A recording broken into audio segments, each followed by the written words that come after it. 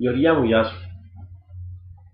Δυστυχώς δεν μπορώ να έρθω στα γενέθλια σου, για ευνόητους λόγους. Και είπα έστω να σου πω ένα χρόνια πολλά που μακριά. Θέλω να σου αφιερώσω τη δική μου εκτέλεση, τη μοναδική και ανεπανάληπτη, ξέρεις, εσύ τα γνωστά τώρα,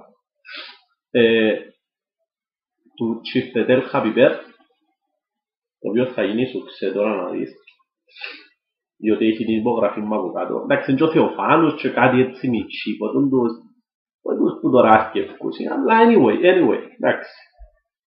Hope you enjoy.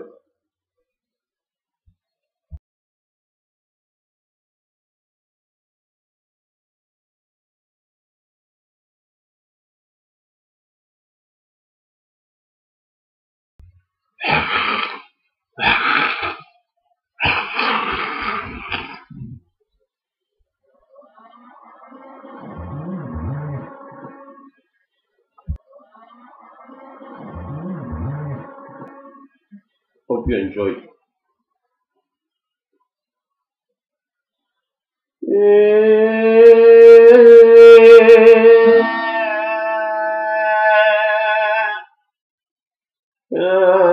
Happy birthday,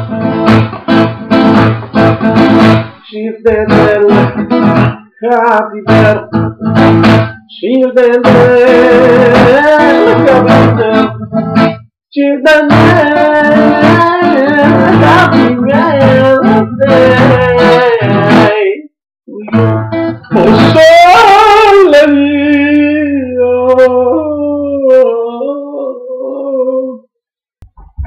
κάπου δάμε, οφείλω να τελειώσω τις μαλάκες, να σου ευχηθώ χρόνια πολλά, ό,τι επιθυμείς, ό,τι καλύτερο και υγεία, πάνω πουλά υγεία. Χρόνια σου πολλά. Όχι ρε, να, αστείο. Κάτι θα πω.